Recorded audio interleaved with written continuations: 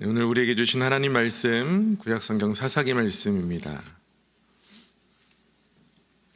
사사기 16장 1절에서 22절까지의 말씀,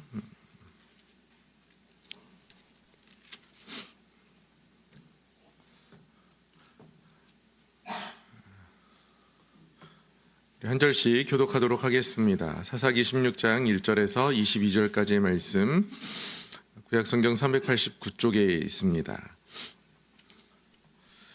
삼손이 가사에 가서 거기서 한 기생을 보고 그에게로 들어갔더니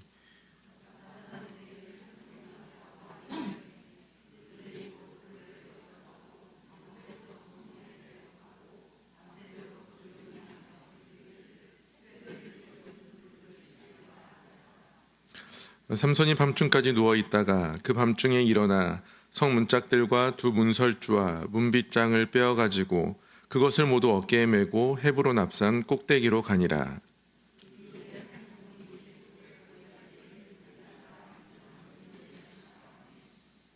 블레셋 사람의 방백들이 그 여인에게로 올라가서 그에게 이르되 삼손을 꾀어서 무엇으로 말미암아 그 큰 힘이 생기는지, 그리고 우리가 어떻게 하면 능히 그를 결박하여 굴복하게 할 수 있을는지 알아보라.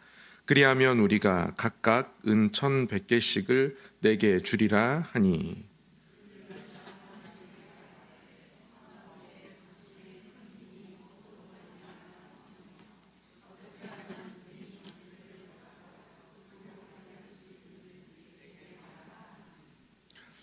삼손이 그에게 이르되 만일 마르지 아니한 새 활줄 7으로 나를 결박하면 내가 약해져서 다른 사람과 같으리라.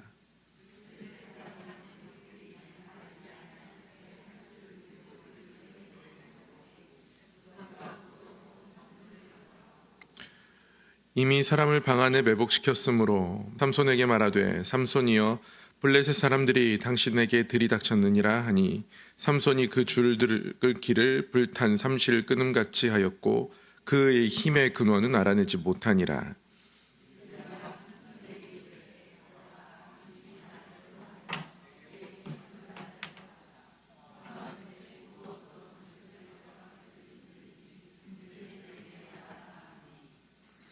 삼손이 그에게 이르되 만일 쓰지 아니한 새 밧줄들로 나를 결박하면 내가 약해져서 다른 사람과 같으리라 하니라.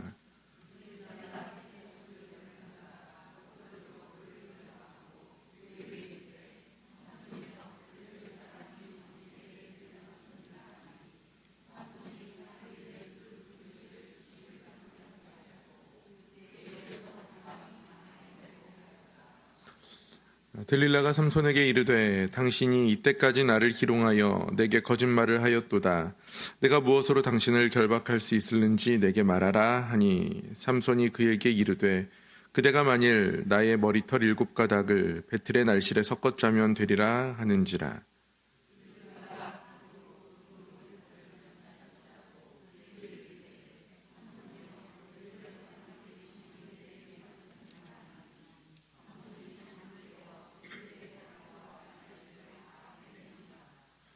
들릴라가 삼손에게 이르되 당신의 마음이 내게 있지 아니하면서 당신이 어찌 나를 사랑한다 하느냐.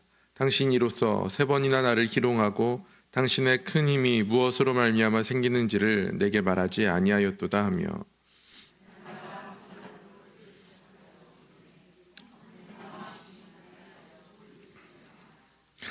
삼손이 진심을 드러내어 그에게 이르되 내 머리 위에는 삭도를 대지 아니하였나니 이는 내가 모태에서부터 하나님의 나스린이 되었음이라. 만일 내 머리가 밀리면 내 힘이 내게서 떠나고 나는 약해져서 다른 사람과 같으리라 하니라.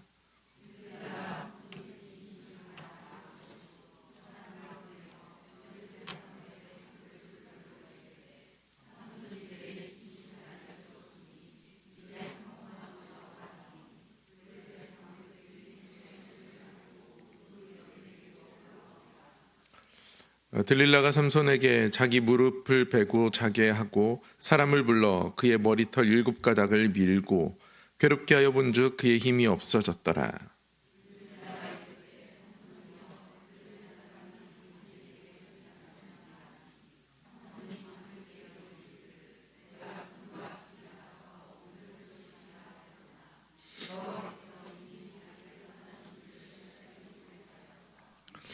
블레셋 사람들이 그를 붙잡아 그의 눈을 빼고 끌고 가사에 내려가 놋줄로 매고 그에게서 옥에서 맷돌을 돌리게 하였더라. 그의 머리털이 밀린 후에 다시 자라기 시작하니라. 아멘.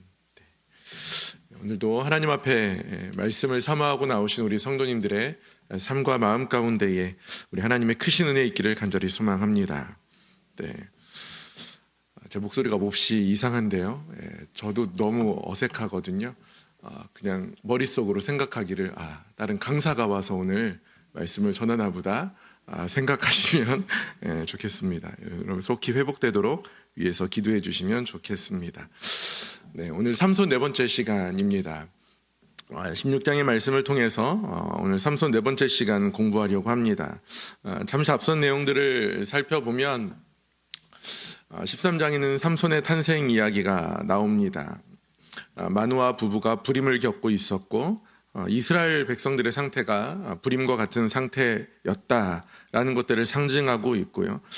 특별히 하나님께서 그 가운데 삼손을 예비하셨지만 마누아는 마누아 아내에게 찾아온 하나님의 사자 이야기를, 하나님의 사자를 만났다는 이야기를 믿지 않습니다. 그래서 믿음보다는 의심이 더 많았던 모습들 또한 이스라엘 백성들의 모습들을 상징하고 있음을 알 수 있었습니다.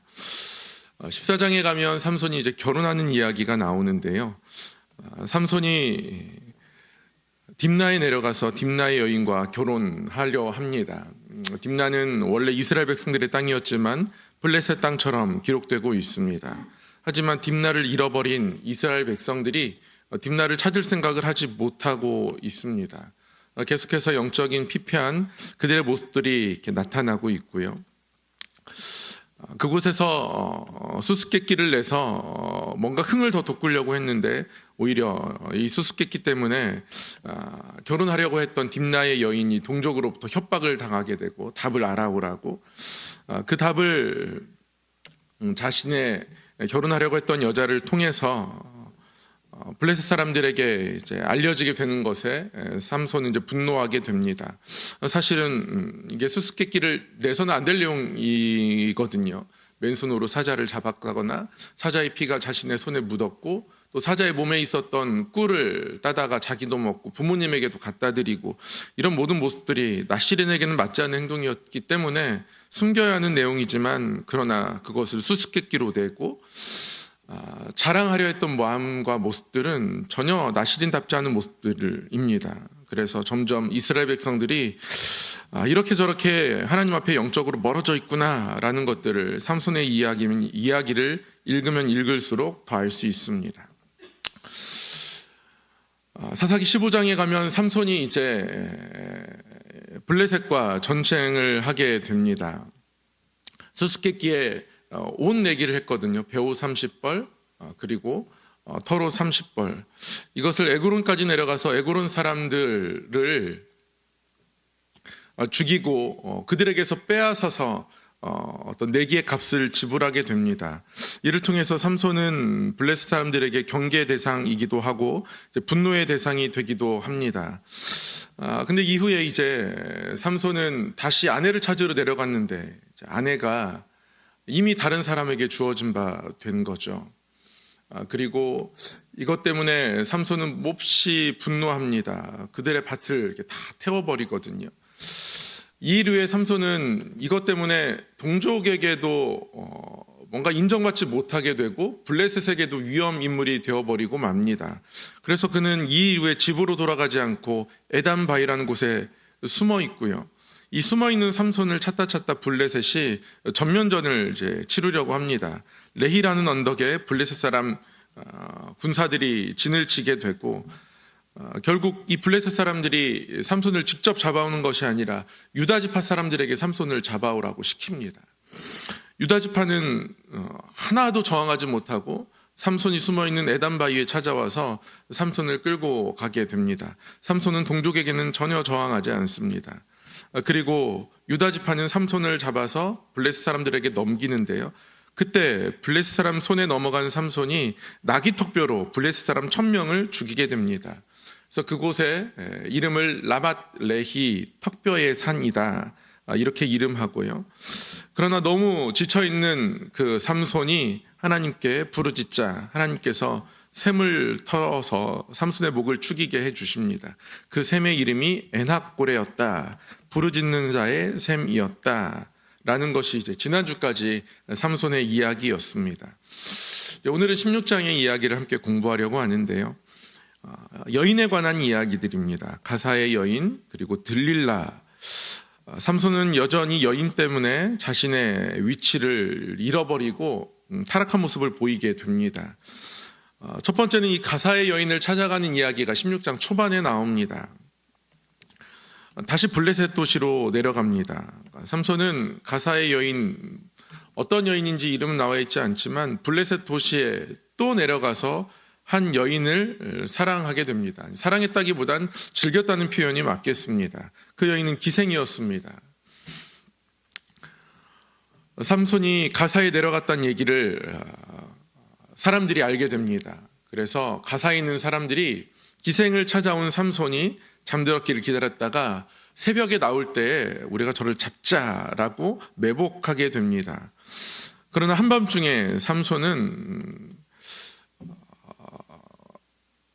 기생의 집에서 나와서 성 문짝들과 두 문설주와 문빗장을 빼어가지고 그것을 모두 어깨에 메고 다시 돌아오게 됩니다. 그 모습을 보면서 매복했던 사람들은 겁이 나서 삼손에게 달려들지 못했던 것 같습니다. 몇 개 그림을 찾아보니까요, 이제 이러한 그림이 있더라고요. 그러니까 성문과 옆에 있는 문설주, 빗장 채워진 그대로 삼손이 메고 헤브론 땅으로 간 겁니다. 중요한 것은 헤브론 땅으로 갔다는 거예요. 헤브론은 유다 지파의 땅입니다. 여호수아를 공부했을 때 생각하시겠지만 갈렙이 헤브론에 올라가서 이 산지를 내게 주소서 하면서 취했던 유다 지파의 땅입니다. 삼손은 유다 지파가 자신을 블레셋 사람들에게 넘겼던 일이 에단 바위에 숨어 있을 때 자기를 찾아와서 블레셋 사람들에게 자기를 묶어서 넘겼던 것이 모내 서운했던 것 같습니다. 삼손은 블레셋에 저항하는 모습들을 솔선수범해서 보여주듯 저렇게 문빗장 통째로 저것을 지고서 헤브론까지 갑니다. 가사에서 헤브론까지 거리가 60km가 넘습니다. 지금 여기서 출발하면 평택 가면 60km입니다. 그 정도 거리를 저것을 지고 간 거예요. 그런데 오늘 16장 초반의 이야기에서는 유다 지파가 등장하지 않습니다. 헤브론 산지까지 저것을 들고 갔음에도 불구하고 유다 지파는 그것에 대해서 어떠한 반응도 보이지 않습니다. 적어도 두 가지 반응을 기억할 수 있을 것 같아요. 삼손에게 사과를 표하거나 그들이 너무 겁먹었다는 것에 돌이키는 회개의 모습들을 기대할 수 있을 텐데 그러한 것들이 전혀 나타나지 않고 있습니다. 그러니까 이 가사의 기생에게 내려갔던 삼손 이야기에서 두 가지가 되게 중요한 것 같습니다. 첫 번째는 여전히 블레셋의 즐거움을 버리지 못하는 삼손의 모습이 있고요. 두 번째는 방금 말씀드린 것처럼 유다 지파가 침묵한다는 겁니다. 그렇게 누가 먼저 올라가겠습니까? 앞서고자 하는 마음들로 용맹했던 유다 지파가 지금은 그 용맹함을, 그 하나님 앞에 신실함을 전혀 갖지 못하고 있는 상태에 있습니다. 그러한 모습들이 이제 첫 번째 이야기를 통해서 나타나는 거죠. 우리의 모습을 돌아보게 됩니다. 우리가 무엇을 즐거워하며 지내는가? 이 블레셋의 즐거움을 버리지 못하는 삼손처럼 세상의 즐거움들을 버리지 못하고 있지는 않은지 우리의 모습을 돌아보게 되고요. 또한 세상에 대해서 하나님 앞에 더 신실하게 살아갈 수 있음에도 불구하고 또 그랬어야 했음에도 불구하고 혹은 더 신실했음에도 불구하고 믿음의 퇴보를 겪으면서도 침묵하고 있는 유다 사람들. 그래서 이 16장에는 유다 지파가 등장하지 않지만 등장하지 않는 모습으로 등장하고 있다. 이렇게 말씀을 드릴 수 있습니다. 아무것도 하지 않는 것이 유다 지파의 부끄러움이 아닙니다. 등장하지 않는다고 해서 유다 지파가 괜찮다 말할 수 없습니다. 삼손이 헤브론까지 이것을 끌고 갔지만 이것을 통해서 회개하고 삼손이 저렇게 하는데 우리 또한 블레셋에 저항할 수 있지 않을까? 이런 도전들은 하나도 받지 않습니다. 이 유다 사람들의 침묵이 등장하지 않음이 우리에게 주는 교훈이 있습니다. 어떠한 저항도 없이 세상의 급류에 휩쓸려 살아간다면 우리 또한 침묵하는 유다 지파와 같기 때문에 그렇습니다. 이런 모습들을 이 이야기에서 발견할 수 있습니다. 더 심각한 건 이제 그 다음의 이야기죠. 소래골짜기에 있는 들릴라입니다. 들릴라는 블레셋 민족이 맞는지 어떤 민족의 여인인지 나타나 있지는 않습니다. 그런데 성경 말씀은 삼손이 들릴라를 사랑했다 이렇게 이야기하고 있습니다. 사랑했다는 건 진짜 좋아했다는 겁니다. 그 전에 여인들과 비교했을 때보다 더 많이 좋아했다라는 거예요. 더 많이 좋아하는데 결혼할 생각은 하지 않습니다. 여러분, 성경에서 연애하는 얘기가 잘 나오지 않습니다. 그러니까 성경은 어떤 남자와 여자가 만났을 때 그것이 결혼 관계에서 이루어지거나 하나님께서 주신 짝으로서 어떻게 존재하지 자신의 즐거움을 위해서 연애하는 얘기는 딱 한 군데 여기 나옵니다. 삼손. 그러니까 삼손은 그만큼 여인을 좋아했고 그래서 결혼과 상관없는 연애를 즐겼던 것 같습니다. 그러니까 쾌락적인 연애를 즐겼던 것이죠. 그렇게 소래골짜기에 들릴라를 삼손은 이제 사랑하게 됩니다. 결혼도 아니고 서로 진실한 사랑도 아닙니다. 들릴라가 삼손을 사랑했다는 얘기는 없습니다. 삼손이 들릴라를 일방적으로 사랑하고 좋아하고 즐겼던 겁니다. 그냥 쾌락에 빠져 있는 모습이죠. 그러나 이렇게 쾌락 중심의 삶은 그를 무너뜨리고 맙니다. 삼손이 들릴라가 어떤 쾌락의 대상이었다면 결국 삼손 또한 이제 들릴라에 의해서 무너지게 됩니다. 들릴라를 블레셋 사람들이 그냥 두지 않습니다. 이번에는 아주 큰 회유를 합니다. 블레셋 5도시가 있습니다. 블레셋 그 5도시마다 지도자들이 있는데요. 이 5명의 방백이 들릴라를 찾아오죠. 은 1,100씩 지급할 때니까 힘의 근원을 알아달라고 합니다. 합치면 은 5,500입니다. 당시에 사람들이 열심히 일해서 벌 수 있는 은의 최대가 적게는 은 20에서 많게는 은 50 정도라고 합니다. 그러면 은 5,500이면 어느 정도이겠습니까? 어마어마한 금액이죠. 20년 정도의 연봉이다. 대충 이렇게 추산할 수 있습니다. 이런 들릴라에 의해서 결국 삼손은 무너지게 됩니다. 삼손은 들릴라가 계속해서 그 힘의 근원이 무엇냐고 묻는 물음에 대답을 알려주지 않고 계속해서 피하지만 그러나 점점 말하지 않아야 하는 대답에 이제 가까이 가게 됩니다. 들릴라가 힘의 근원을 알고자 하죠. 처음에는 힘의 근원이 무엇이냐고 묻자 마르지 아니한 새 활줄 7이다 대답합니다. 근데 아니에요. 새롭곤 밧줄로 나를 결박하면 내가 힘을 잃어버린다. 쓰지 못한다 이야기합니다. 근데 그것도 아닙니다. 세 번째는 머리털 7가닥을 배틀의 날실에 섞습니다. 그런데 이번에도 아닙니다. 들릴라가 이제 울며 애원하며 세 번의 시도가 다 거짓말인 걸 알자 실망했다는 듯이 더욱 졸음니다. 그 졸음이 얼마나 심했던지 16절에 보면 삼손은 번뇌해서 죽을 지경입니다. 그런데 결국 삼손은 들릴라에게 모든 것을 털어놓고 맙니다. 그렇게 삼손은 자기가 숨겨했던 모든 것들을 하나하나씩 다 꺼내놓습니다. 점점 그 정답에 가까워지죠. 세 번째는 머리털 7가닥이 등장하고요. 결국에는 자신의 나시린 서원을 다 털어놓습니다. 그렇게 삼손이 이제 몰락하게 되죠. 나시린의 서원을 다 알게 된 그녀는 블레셋 사람들이 잠복해 있던 그들에게 이 모든 얘기를 알려주고 삼손을 잡아가도록 합니다. 잡혀간 삼손이 어떻게 됩니까? 두 눈을 뽑히게 됩니다. 자기 눈에 좋은 대로 살았던 삼손은 결국은 그 눈을 잃게 됩니다. 그리고는 옥에 갇혀서 맷돌을 돌리면서 노동을 하게 됩니다. 그리고 사람들의 웃음거리가 됩니다.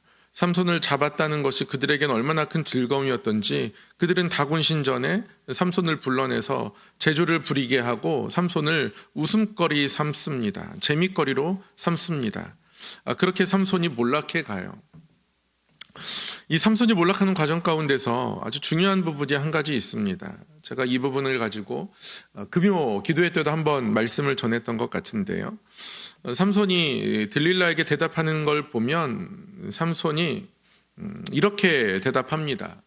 첫 번째, 삼손이 처음으로 힘의 근원을 물었을 때 그가 이렇게 대답했습니다. 7절에 보면 삼손이 그에게 이르되 만일 마르지 아니한 새 활줄 7부로 나를 결박하면 내가 약해져서 다른 사람과 같으리라.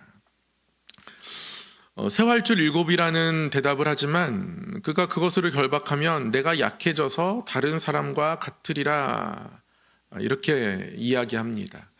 내가 약해져 봤다 다른 사람과 같다는 거예요. 나의 약해짐이 삼손에게 그렇게 중요하지가 않습니다. 내가 약해져 봤자 다른 사람과 같은 건데 내가 약해지는 것이 큰 일이 아닌 겁니다. 이러한 대답이 반복해서 나타나요. 11절에서도 삼손이 그에게 이르되 만일 쓰지 아니한 새 밧줄들로 나를 결박하면 내가 약해져서 다른 사람과 같으리라 이렇게 이야기합니다. 여전히 내가 약해져서 다른 사람과 같으리라 이야기하죠. 마지막 힘의 근원을 알려줄 때 나시린의 서원을 고백할 때도 마찬가지입니다.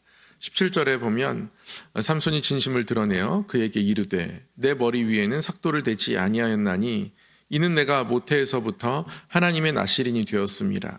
내가 만일 내 머리가 밀리면 내 힘이 내게서 떠나고 나는 약해져서 다른 사람과 같으리라. 삼손의 마음 가운데 있는 생각은 이거였습니다. 내가 약해져도 다른 사람과 같다라는 겁니다. 이게 굉장히 무서운 생각입니다. 우리는 나도 모르는 사이에 다른 사람이 기준이 됩니다. 그래서 그들과 같아지는 것이 우리에게는 그렇게 두렵지 않습니다. 다른 사람 다 그러니까요. 다른 사람 다 이 정도는 하고 다른 사람 다 이만큼은 놀러 다니고 다른 사람 다 이만큼은 즐기고 늘 기준이 다른 사람이 될 때가 있습니다. 그것이 우리의 약해짐입니다.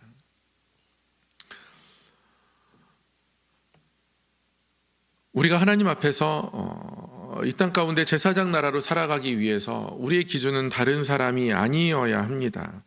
하나님의 마음이 우리의 기준이어야 하고요. 또 하나님께서 주신 말씀이 우리의 기준이어야 합니다.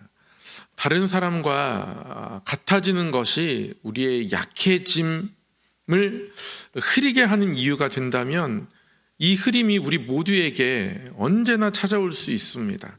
우리는 늘 다른 사람과 같으면 괜찮으니까요. 다른 사람처럼 약해지면 괜찮으니까요.